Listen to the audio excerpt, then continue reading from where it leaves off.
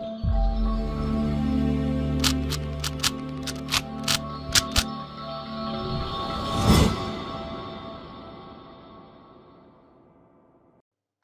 Guys, welcome to Vibha classes. Let's continue part 2, जिसमें हम after 12 जितने भी सब्जेक्ट की नॉलेज है वो आपके साथ डिस्कस करते हैं। तो आज हम फाइनेंशियल मैनेजमेंट का एक और important topic working capital decision आपके साथ डिस्कस कर रहे हैं। जैसा कि हमने इसकी फर्स्ट वीडियो में आपको बताया था कि जो फाइनेंशियल मैनेजर होता है उसे बेसिकली 3 इंपॉर्टेंट डिसीजन लेने होते हैं।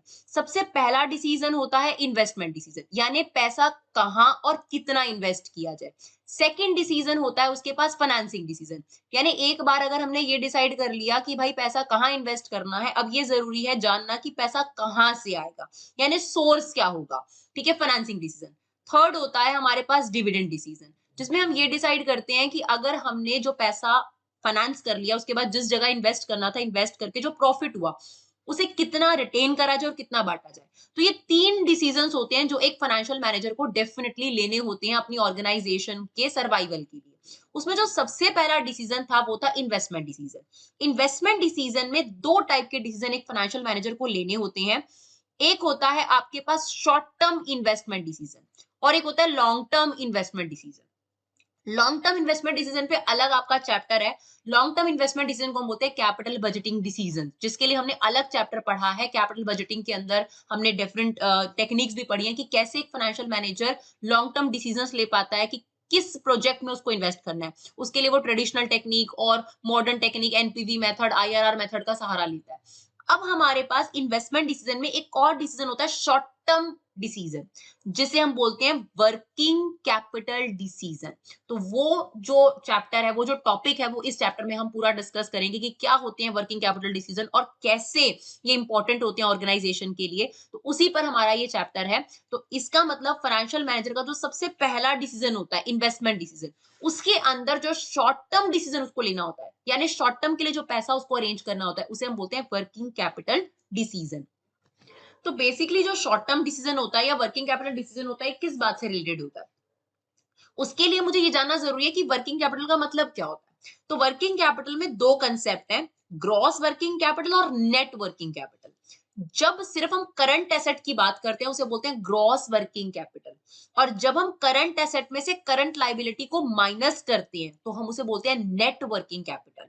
अब देखिए, एक ऑर्गेनाइजेशन में ये जरूरी है कि आपके पास ऑप्टिमम वर्किंग कैपिटल पड़ी होनी चाहिए। ऑप्टिमम वर्किंग कैपिटल मतलब क्या? अगर मैं लॉजिकली आपको करंट एसेट के बारे में बताऊं, तो करंट एसेट में हमारे पास डेटर्स होते हैं, स्टॉक होता है, कैश होता है, प्रीपेड एक्सपेंस होते हैं, ये सारी टर्म्स होती हैं हमारे पास।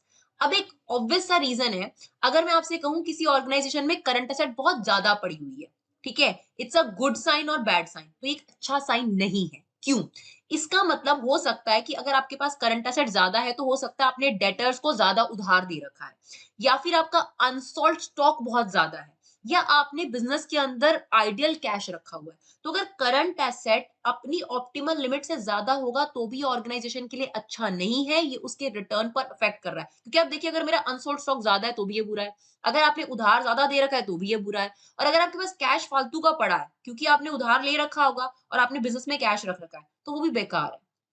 दूसरा, वाइसा वर्सा, अगर हमारे पास करंट एसेट कम है, ठीक है, तो वो भी बुरी है। अगर हमारे पास कैश नहीं है इनफ, या हमारे पास स्टॉक नहीं है, हमारे पास डिमांड आ रही है, तो ये भी अच्छा नहीं है। तो बहुत जरूरी है एक फाइनेंशियल मैनेजर के लिए कि वो इस बात का ध्यान रखे कि उसकी ऑर्गेनाइजेशन में ऑप्टिमल वर्किंग कैपिटल पड़ी हो। और वर्किंग कैपिटल में अगर हम सिर्फ वर्किंग कैपिटल की बात करें तो हम करंट एसेट को मैनेज करने की बात कर रहे हैं, लेकिन अगर हम नेट वर्किंग कैपिटल की बात करें तो current asset minus current liability होता है। यानी अगर किसी ऑर्गेनाइजेशन ने पैसा रिसीव करना है अपने डेटर वगैरह से 5 लाख और उसकी करंट लायबिलिटी है 3 लाख, तो ये आपके पास 2 लाख जो आ जाता है वो नेट वर्किंग कैपिटल है। तो किन फैक्टर्स पे डिपेंड करता है एक फाइनेंशियल मैनेजर का वर्किंग कैपिटल डिसीजन? तो इंपॉर्टेंट थ्योरी में आपके पास ये क्वेश्चन आ सकता है कि what are the factors affecting working capital, यानी किसी ऑर्गेनाइजेशन में करंट एसेट ज्यादा होंगी या कम होंगी, करंट लायबिलिटी ज्यादा होगी या कम होगी, इसी बात को हम वर्किंग कैपिटल डिसीजन कह रहे हैं। तो किसी भी ऑर्गेनाइजेशन में करंट एसेट करंट लायबिलिटी का क्या बैलेंस पड़ा हुआ है, उस बैलेंस पर कौन सी चीजें इफेक्ट करती हैं, तो वो हमारा इंपॉर्टेंट थ्योरी है, that is factors affecting working capital. तो सबसे पहला फैक्टर है nature of the business. Nature of the business में आता है मैन्युफैक्चरिंग बिजनेस है या ट्रेडिंग बिजनेस है।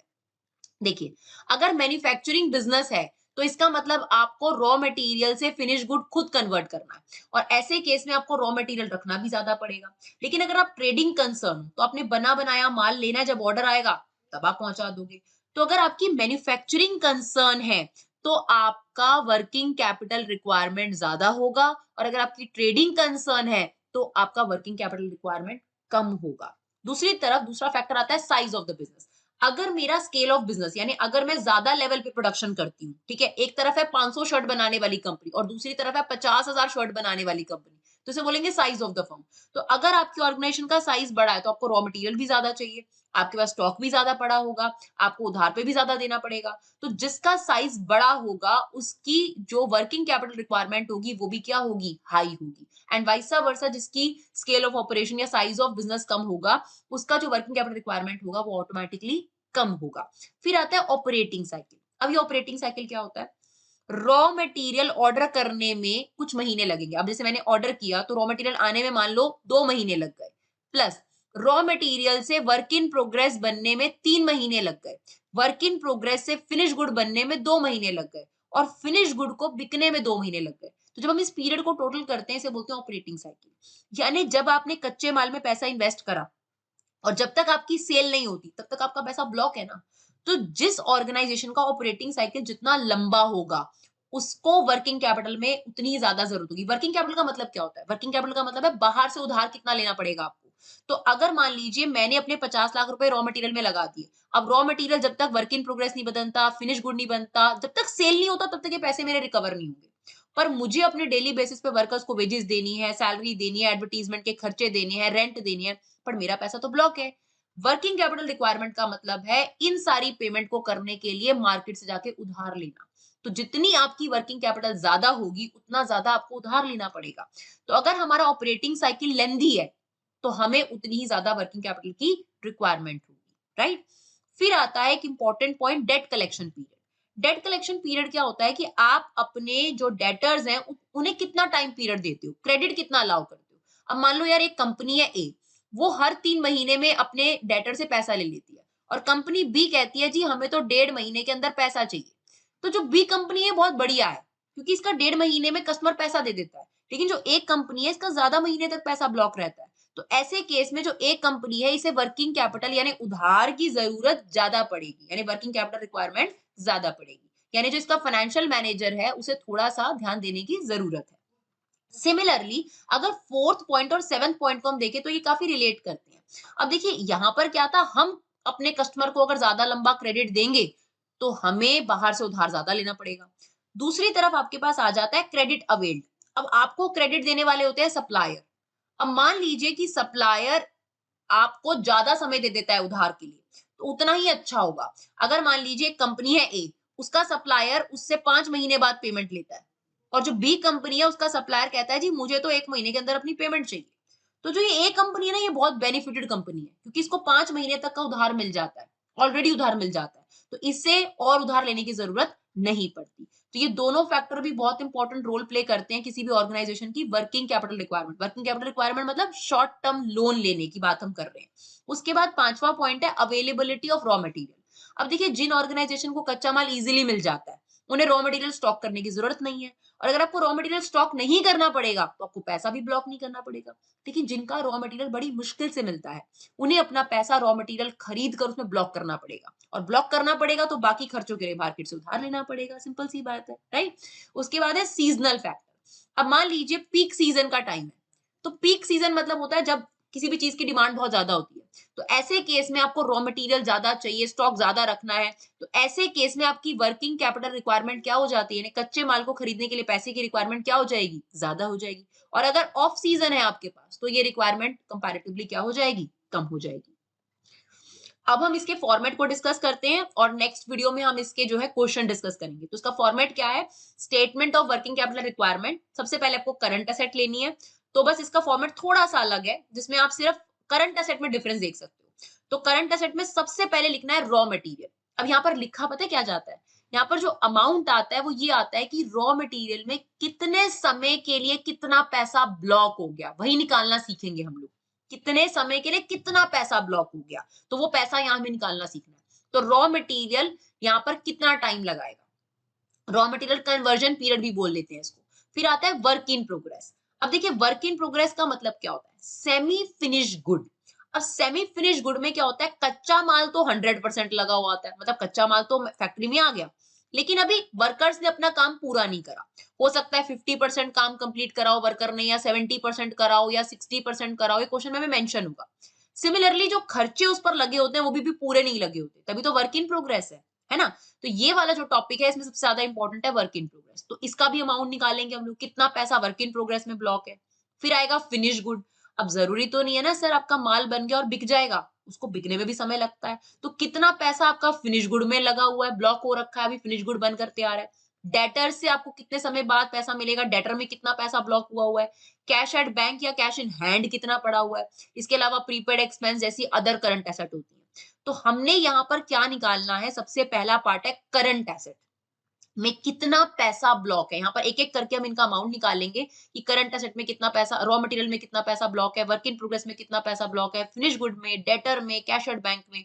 इनका जब हम टोटल करते हैं तो सबसे पहला पड़ाव हमारे पास आता है ग्रॉस वर्किंग कैपिटल, यानी आपके पास करंट एसेट में कितना रुपया ब्लॉक है जो आपको उधार लेना पड़ेगा, क्योंकि अभी ये पैसा यहाँ पर लग चुका है, कच्चे माल में खरीदने में लग चुका है, कुछ फिनिश गुड में लगा हुआ है, कुछ डेटर को उधार दे रखा है आपने। तो ये आता है आपका करंट एसेट। उसके बाद आपने बी निकालना है करंट लाइबिलिटीज। अब लाइबिलिटीज ने आपको कितना उधार दे रखा है। अब एक तरफ आपने उधार दे रखा है और यहाँ पर आपको उधार मिल रखा है। तो क्रेडिटर्स ने कितने टाइम पीरियड का उधार दे रखा है, वेजेस में आपने कितने समय का लैग रख रखा है, कितना पैसा आपने वेजेस को डिले करने में लगा सकते हो, एक्सपेंसेस को डिले करने में कितना पैसा लगा सकते हो, इसके अलावा कोई और अदर करंट लायबिलिटीज। तो सबसे पहले current asset that is gross working capital, फिर हम करंट लायबिलिटी लेंगे, टोटल करंट लायबिलिटी आएगी। फिर हमने सी पार्ट में क्या करना है, जो ए पार्ट में आपने ग्रॉस वर्किंग कैपिटल निकाली है उसमें से करंट लायबिलिटी वाला अमाउंट माइनस करेंगे तो आ जाएगा नेट वर्किंग कैपिटल। ये वो पैसा आ गया जो आपको मार्केट से उधार लेना पड़ेगा फाइनली। वर्किंग कैपिटल मतलब आपकी रिक्वायरमेंट है शॉर्ट टर्म के लिए कि अभी आपको मार्केट से उधार लेना पड़ेगा। इसके अलावा कभी कभी क्या होता है कि कंपनी को ऐसा लगता है कुछ कंटिजेंसीज अराइज हो सकती है, कंटिजेंसी मतलब कुछ अलग सी कुछ अनसर्टन सी चीजें अराइज होती हैं, उसके लिए बिजनेस को कैश चाहिए अपार्ट फ्रॉम ये लोन। तो इसके अलावा 10% 20% कंटिजेंसी के लिए भी उधार चाहिए होता है। तो जो आपने सी पार्ट निकाला और जो परसेंटेज ऑफ कंटिजेंसी होगी उसको जोड़कर आपके पास फाइनली आता है नेट वर्किंग कैपिटल रिक्वायरमेंट, जो एक फाइनेंशियल मैनेजर को अरेंज करना पड़ेगा शॉर्ट पीरियड के लिए ऑर्गेनाइजेशन के लिए।